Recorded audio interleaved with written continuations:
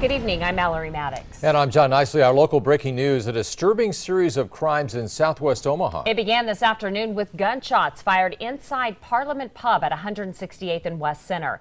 The suspect fled and police quickly tracked him down, and a standoff followed at an apartment complex about a half-mile east of there. We begin our coverage with Aaron Murray, where it all began. John Mallard, we are here outside of Parliament Pub, finally getting a closer look at the damage from the shooting earlier today. I want to show you the door here has been replaced, but it had shattered earlier from all of the gunshots. There are also two more here on these side windows, and you can just look at the size of those bullet holes. Very big. Now, we have been talking to police throughout this whole event. We do know the pub was not open during the time of the shooting, but we do know there were people inside. Now, police have not confirmed with us the number of people, just that no one was hurt. Now, after the shooting, the suspect did flee the scene, and again, he has been apprehended at this point. Since we've been on scene, we had been walking among the other businesses in the area, reaching out to others, and there were several people who witnessed the man going in and heard those gunshots. Well, when I walked by him the first time, he kind of looked at me. And then when I walked back out and walked by again, he stared at me. He had just had this look, just the stare. And then that's why I kind of glanced back, because I didn't know what he was doing. And I saw him get out of his truck, and it was still running. And he walked in, and I saw the shotgun in his hand. Many people in the area heard those loud gunshots. One woman we spoke to, who actually worked right across the street, describes the noise. At first, I heard a loud bang, like it sounded like metal hitting pavement, and I thought that perhaps there was a construction equipment fell in the parking lot. So I ran over after I heard the second one, thinking, oh my gosh, did somebody get hurt? What's happening?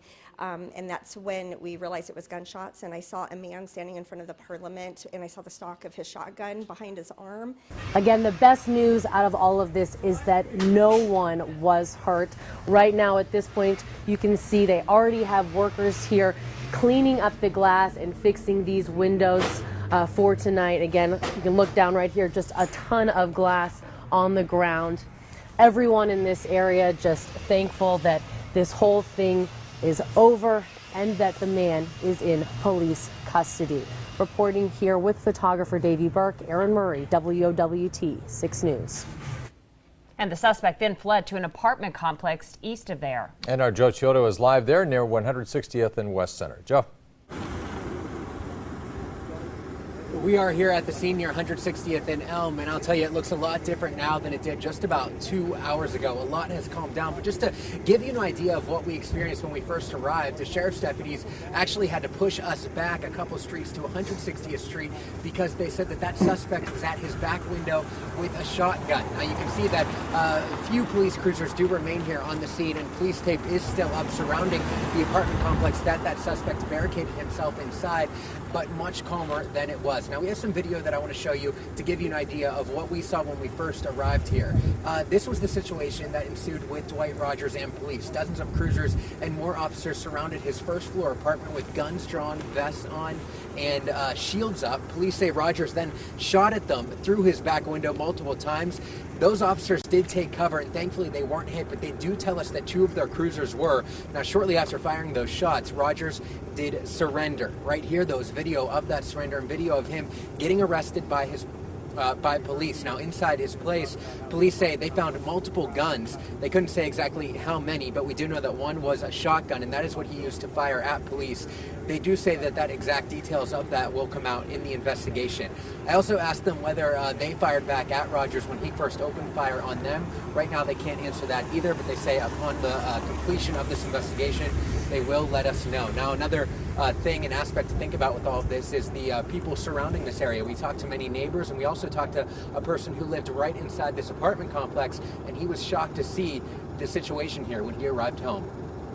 The driver hopped out. He had police tags on him, grabbed his AR-15 and started running towards the situation, I suppose.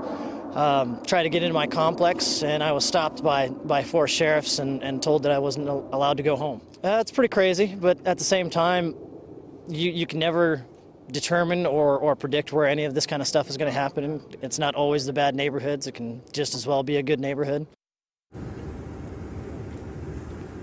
Now, this was also a very scary situation for a KinderCare daycare, which is right nearby this apartment complex. It sits right at the entrance of Breckenridge Apartments. When this whole situation was happening, they did go on lockdown, and we talked with police after. They say that all of the kids inside that daycare thankfully are safe, as well as the instructors inside. So very scary situation for anybody living here and at the daycare right next to us, but thankfully that has been resolved. And still just a lot of questions surrounding this. Why exactly did Rodgers enter the Parliament pub, and why did he come here after, and what were all the guns inside his home? And I know we're here now with WWT6 News' Don Gurnice. And Don, you've kind of been looking into the history of Rodgers and kind of explain for everybody at home what you've learned today. That's right. We actually headed right down the street from here, Dolphin's Car Wash. That's where he does work now. Today was such a busy day with the nice weather out, so many people getting their cars washed, but he actually was slowing things down this morning. Rodgers was actually, when we were able to shoot video as soon as we got on the scene of him being handcuffed, you can see in that video that he's still actually wearing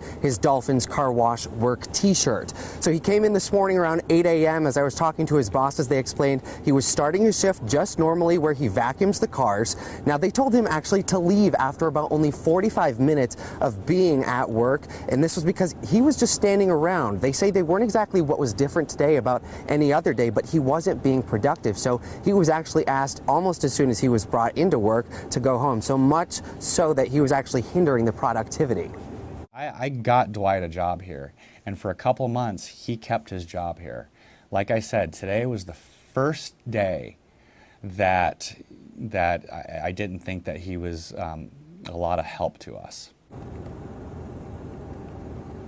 His boss tells me that he is glad that it appears that everyone is safe, and he does actually hope that Dwight himself is safe and gets the help that he may need for now. Back to you guys in the studio.